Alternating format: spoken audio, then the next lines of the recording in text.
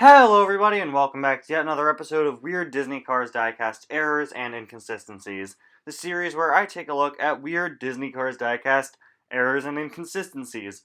It's pretty self-explanatory if you just read the title. Okay, I know that title is long and convoluted, but what it says is basically what the series is.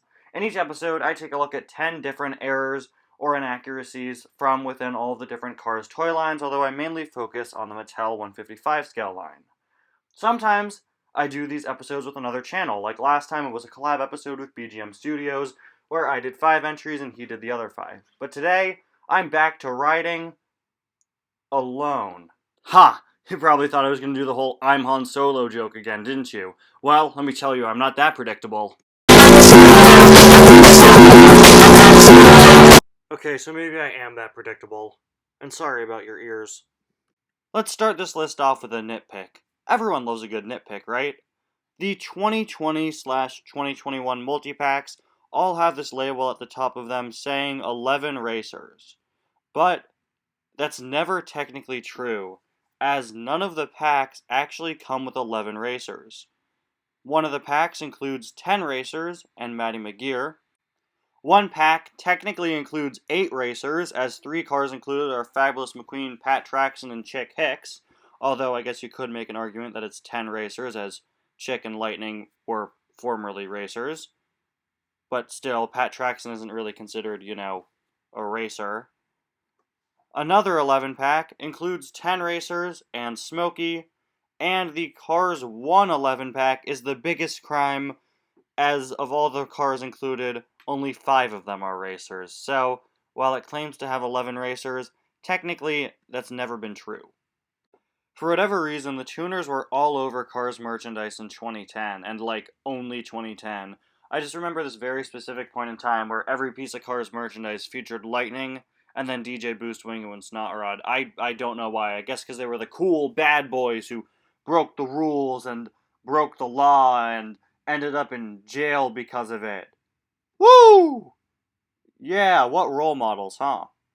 But anyway, in 2010, the tuners actually received new artwork for their lenticular releases, where they all had these intense expressions looking off to the side and drifting.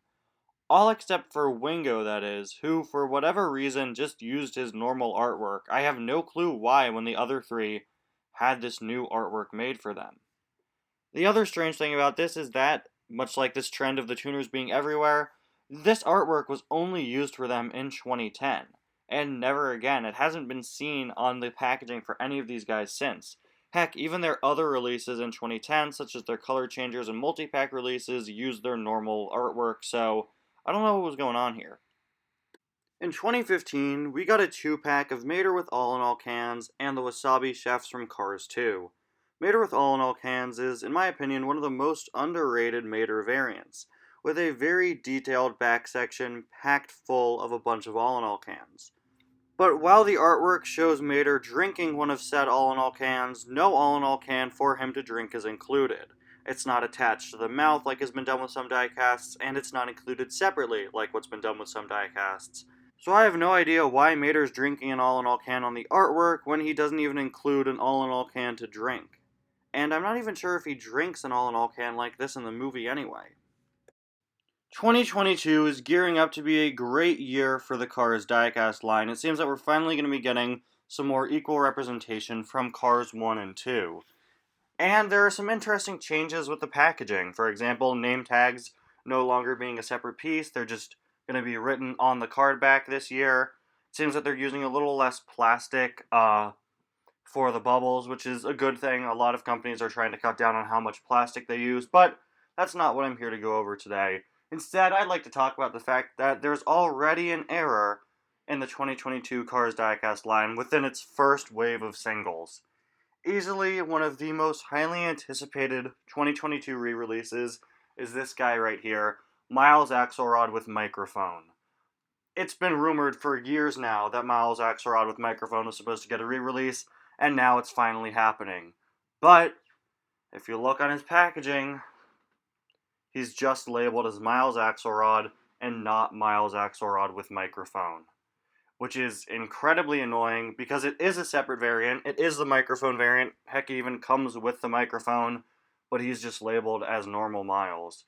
Also, the artwork is the same as Normal Miles, but the original Miles Axelrod with microphone also just used the same artwork, so that's not as bad as them just calling him Normal Miles.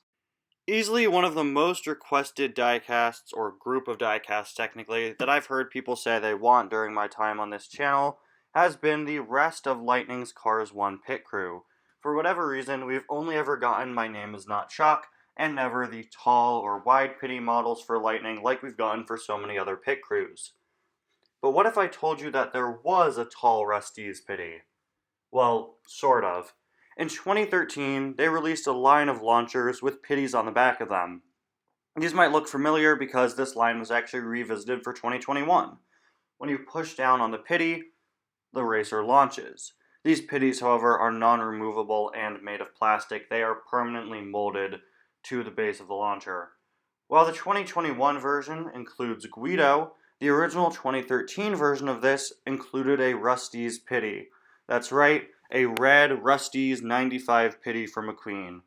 Unfortunately, this is the only piece of merchandise that a tall Lightning pitty has gotten. But the same is actually true for James Clean Air. To this day, the only Vitaline pitty we have released is a short Vitaline pitty. But James Clean Air's launcher features a tall Vitaline pitty permanently molded to the launcher, meaning that once again, this is the only way we have any form of merchandise for that version of his pitty. If you've seen practically any of my videos where I review a Disney Store car, then you know that the Disney Store Cars line is prone to making a lot, and I mean a lot, of mistakes. Honestly, I'm surprised I haven't talked about them all that much on this series because they are like an untapped gold mine of errors and inconsistencies. I could do a whole episode, several whole episodes, on just the miscellaneous mistakes the Disney Store has made, or strange 2-pack choices that they've made. But today, we're going to be going over a strange 15-pack choice. In 2016, to celebrate the 10th anniversary of the first Cars movie, they released this Piston Cup Diecast Deluxe gift set, that is a mouthful, which included Dexter Hoover, Sarge, Fillmore, Sheriff, Luigi, Guido, Doc Hudson with headset, Mater, Lightning Ramon, Flo, Lightning, Chick Hicks, The King, and for some weird reason, Johnny Blamer and Chuck Armstrong. Now this pack is clearly based off of the tiebreaker race at the end of the first Cars movie. In fact, the pit crew there is the exact same as all the cars in Radiator Springs that come there in the movie.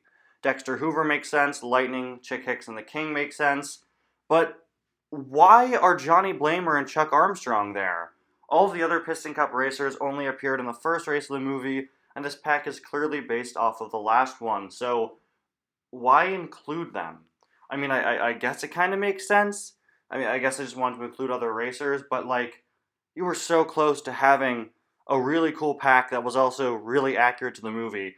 Throwing in Chuck Armstrong and a guy whose literal in-universe nickname is Magnet Face in the pack is kind of weird. And yes, really, Johnny Blamer's whole thing is that he's never finished a race, he's always involved in a crash, and thus has been nicknamed Magnet Face. I'm not making this up. Look and meet the cars. The guy's name is Magnet Face.